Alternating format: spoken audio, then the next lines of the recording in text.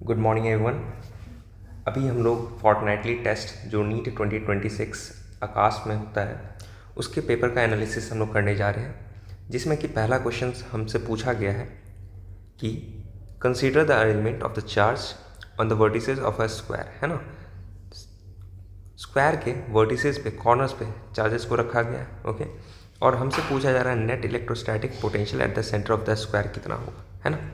तो let's suppose centre पे हम लोग क्या मान लेते हैं, पॉइंट ओ, ओके। और हम लोग जानते हैं कि जो पोटेंशियल का जो फॉर्मूला होता है इलेक्ट्रोस्टैटिक पोटेंशियल का, वो क्या होता है, वी इक्वल्स टू होता है के क्यू अपॉन आर, ओके। ये आर क्या है, ये इस पॉइंट का किसी पर्टिकुलर चार्ज से दूरी है, ओके। तो यहाँ पे हमारे पास कितने चार्जेस हैं, 4 चार्जेस हैं, -1, -2, 2 एंड 1, ओके। इन सभी के कारण पोटेंशियल हम लोग लिखेंगे। तो चलिए पोटेंशियल लिखते हैं। Potential at centre O, it will be K into -1 upon R plus K into -2 upon R plus K into 2 upon R plus K into 1 upon R, okay. ये आर क्या है, ये आर आपका जो है कॉर्नर से सेंटर तक की दूरी है, ओके।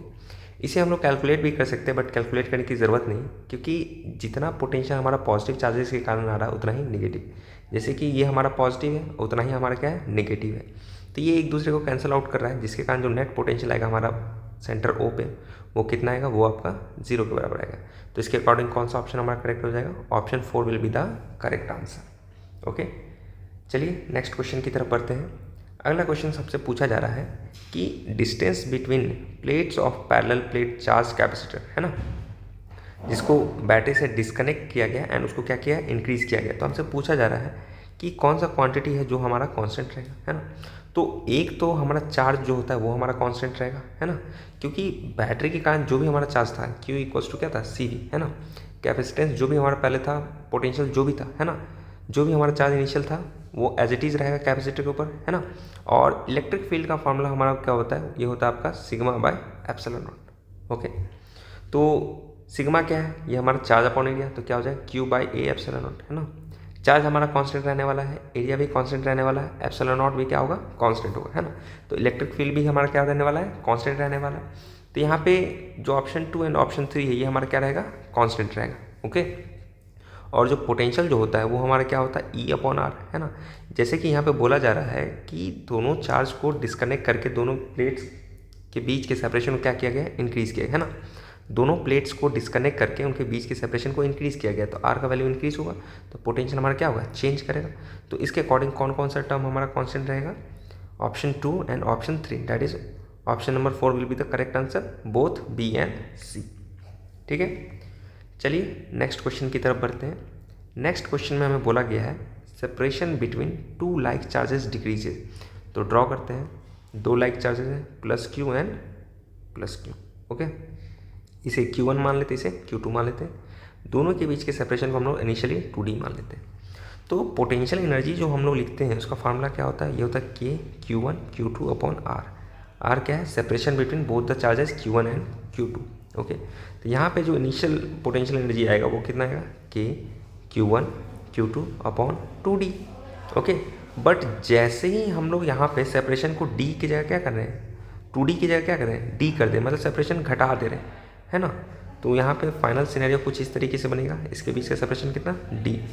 तो फाइनल पोटेंशियल एनर्जी जो होगा ये होगा आपका K Q1 Q2 upon D। यहाँ पे देख सकते हैं कि फाइनल पोटेंशियल एनर्जी में डिनोमिनेटर वाला टर्म क्या है, कम हो गया, तो फाइनल पोटेंशियल हमारा एनर्जी क्या होगा, इंक्रीज करेगा। तो कौन सा ऑप्शन हो जाएगा, option number 3 will be the correct answer, okay. चलिए नेक्स्ट क्वेश्चन की तरफ बढ़ते हैं। क्वेश्चन नंबर 4, ये काफ़ी बेहतरीन सवाल है। इसमें हमें बोला गया है 3 कैपेसिटर है, 1 2 एंड 3, और ये सब किस में कनेक्टेड है, सीरीज़ में कनेक्टेड है। तो हमसे पूछा जा रहा है क्या कि A से B तक का पोटेंशियल डिफरेंस कितना होगा, ये हमसे पूछा जा रहा है।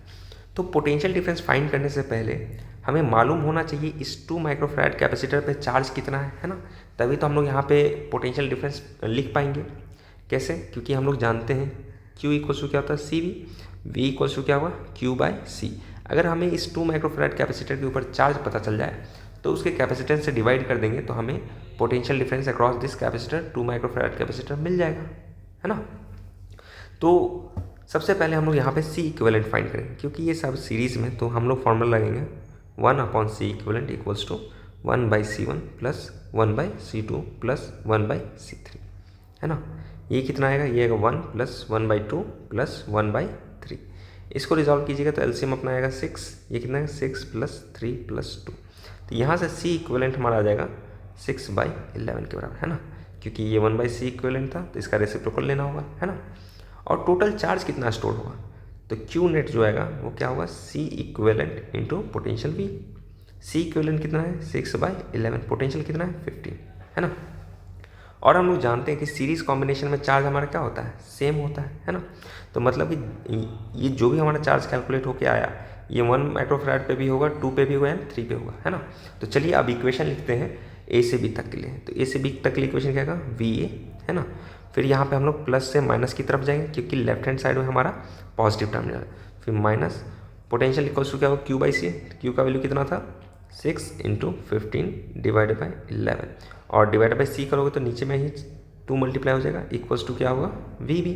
तो यहाँ से V A minus V B कितना आ जाएगा, it will be 15 × 6 divided by 11 × 2। ये जगह 2 3 जा 6, ये कितना आ जाएगा 15 3 जा 45/11 वोल्ट, है ना। तो कौन सा option, option 2 will be the correct answer, ठीक है। अब क्वेश्चन नंबर 5 को देखा जाए। क्वेश्चन नंबर 5 में हमें बोला जा रहा है कि इक्विवेलेंट कैपेसिटेंस फाइंड करना है। तो इसे फाइंड करने के लिए सबसे पहले हम लोग पोटेंशियल लिख लेते हैं कि हर एक पॉइंट पे पोटेंशियल क्या क्या रहेगा। जैसे कि ये पॉइंट ए है तो यहाँ का भी पोटेंशियल कितना होगा, ए ही होगा। ये पॉइंट बी है तो यहाँ का पोटेंशियल कितना होगा, बी होगा। यहाँ पे भी पोटेंशियल कितना होगा, बी होगा, है ना। अब यहाँ का पोटेंशियल हमें मालूम नहीं है, क्योंकि कैपेसिटर के लॉन्ग जाएंगे तो पोटेंशियल ड्रॉप करेगा, तो हम लोग यहाँ पे मान लेते हैं क्या, अल्फा, ठीक है। तो यहाँ पे भी कितना हो जाएगा, अल्फा। यहाँ पे कितना पोटेंशियल है ये हमें मालूम नहीं है, तो इसको मान लेते हैं कितना, बीटा। ये ए है तो ये भी कितना हो जाएगा, ए। हमारे पास 4 पॉइंट मिले हैं, A B alpha and beta. चारों पॉइंट को ड्रॉ करेंगे, A B alpha and beta, ठीक है। अब यहाँ पे देखिए ए से अल्फा के बीच में एक कैपेसिटर है, तो एक कैपेसिटर को ड्रॉ करो ए से अल्फा के बीच में, ये ड्रॉ कर दिया। अब ए से बी के बीच में एक कैपेसिटर है, तो ए से बी के बीच में एक कैपेसिटर को ड्रॉ करेंगे। अब यहाँ पे क्या है, ये बीटा है, ठीक है, ए से बीटा के बीच में। अब क्या है, बीटा और बी के बीच में, तो बीटा और बी के बीच में एक कैपेसिटर को ड्रॉ कर देंगे, है ना। अब क्या है, एक है आपका अल्फा और बी के बीच में, तो अल्फा और बी के बीच में एक कैपेसिटर को ड्रॉ कर दिया। एक क्या है, अल्फा और बीटा के बीच में, तो अल्फा और बीटा के बीच में एक कैपेसिटर को ड्रॉ कर दिया। और सभी का कैपेसिटेंस कितना है, सी सी सी एंड सी, है ना। यहाँ पे हमें ए और बी के अक्रॉस सी इक्विवेलेंट फाइंड करना है। तो ये क्या, ये आपको व्हीटस्टोन ब्रिज दिख रहा है, यहाँ पे जो आपका ए और अल्फा के अक्रॉस जो कैपेसिटर है उसका, और ए और बीटा के अक्रॉस जो कैपेसिटर है उसका रेशियो जो है वो आपका बाकी दोनों रेशियो के बराबर है ना। तो मिडिल वाला जो आपका कैपेसिटर होगा वो क्या होगा, किसी काम का नहीं रहेगा, क्योंकि जितना पोटेंशियल अल्फा पे होगा उतना ही पोटेंशियल बीटा पे होगा, है ना। तो मिडिल वाला जो कैपेसिटर है वो किसी चार्ज को स्टोर नहीं करेगा। तो यहाँ पे सी इक्विवेलेंट हमारा कुछ इस तरीके से बन जाएगा, है ना। ये पॉइंट ए, ये पॉइंट बी, ये सी है, ये सी है, ये भी सी है, ये भी सी है ना। अब दो कैपेसिटर आपस में सीरीज में है, तो ये कितना हो जाएगा, ये हो जाएगा C/2, और नीचे भी कितना हो जाएगा C/2। ये पॉइंट ए, ये पॉइंट बी। तो यहाँ से सी इक्विवेलेंट कितना आ जाएगा, ये C/2 पैरेलल में, तो सी इक्विवेलेंट आ जाएगा C/2 plus C/2, that will be equals to C, है ना। तो कौन सा option, option 3 will be the correct answer, okay. Question number 6 काफ़ी बेहतरीन सवाल है। यहाँ पे जो लास्ट में जो टर्म लिखा गया R is greater than L, है ना, ये काफ़ी इंपॉर्टेंट है।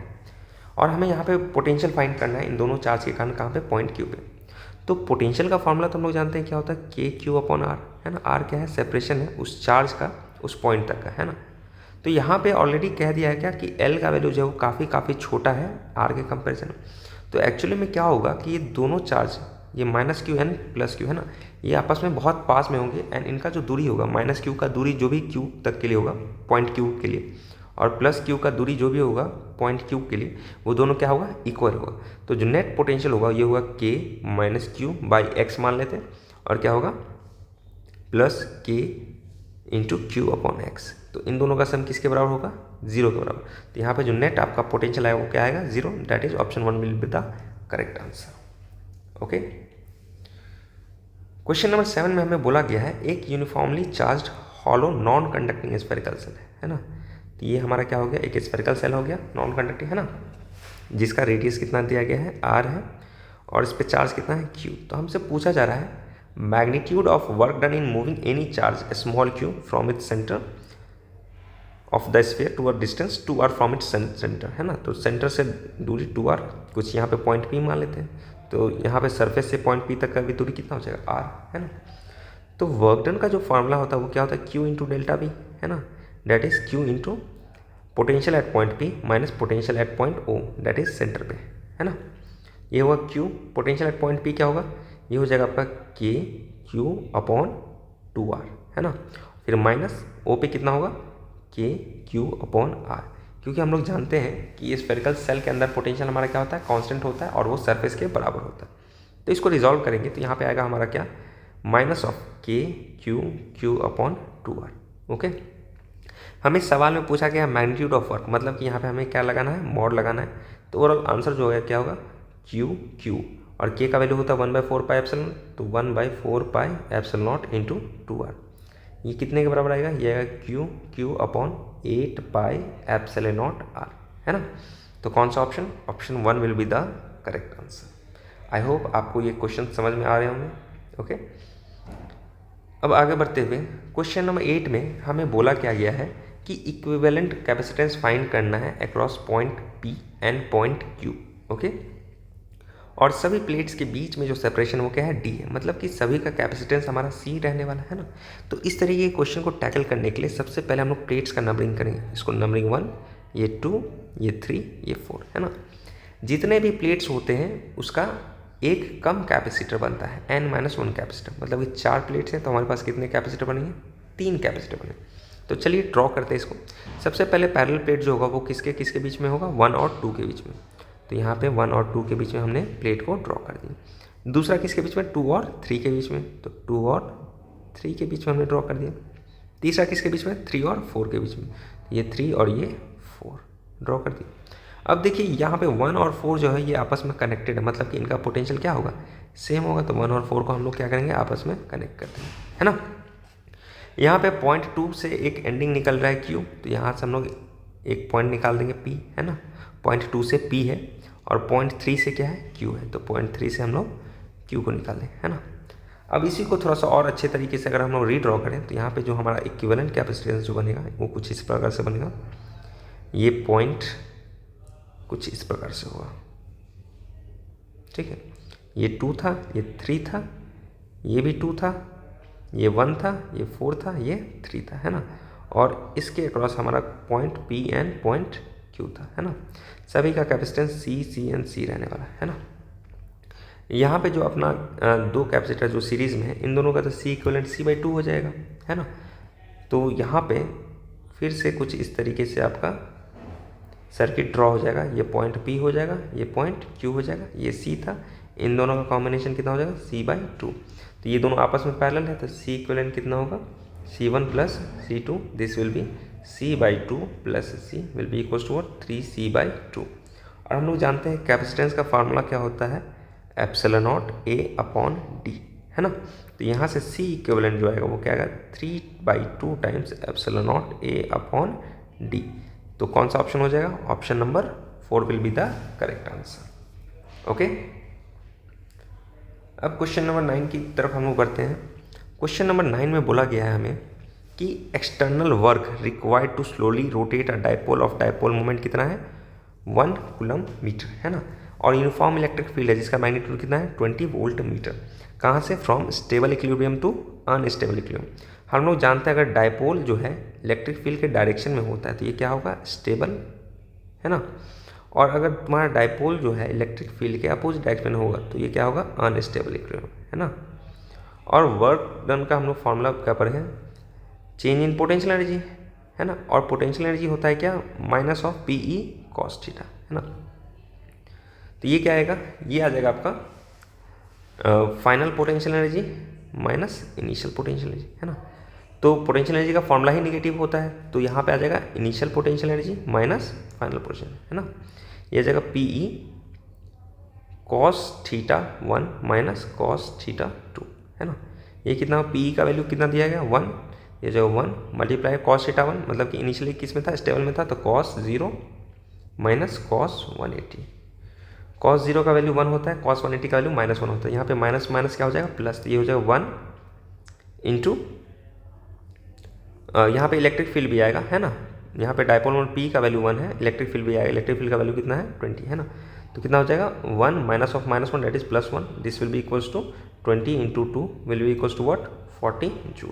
तो कौन सा ऑप्शन होगा, option number 1 will be the correct answer. Okay, अब यहाँ पे क्वेश्चन नंबर 10 को रिजॉल्व किया जाए। क्वेश्चन नंबर 10 में हमें बोला जा रहा है capacitance of a surface of a sphere ए, है ना। एक स्फीयर ए है ना, उसका कैपेसिटेंस कितना दिया गया है, यहाँ पे सी दिया गया 4 माइक्रोफैराड, है ना। और एक दूसरा स्फीयर है, ओके, स्फीयर बी, जिसका कैपेसिटेंस कितना है 8 माइक्रोफैराड। तो हमसे बोला गया है कि स्फीयर ए पे जो चार्ज है वो कितना है 2 माइक्रोकूलम, और स्फीयर बी पे जो चार्ज है वो कितना है 4 माइक्रोकूलम। तो हमसे पूछा जा रहा है ratio of potential of the sphere, है ना। क्या पूछा जा रहा है पोटेंशियल, तो हम लोग जानते हैं Q इक्वल्स टू क्या होता है सी वी होता है, तो V इक्वल्स टू क्या होगा Q/C। तो यहाँ पे पोटेंशियल एट ए फाइंड करेंगे, तो charge on A divide by C of A that is 2/4 will be equals to what 1/2।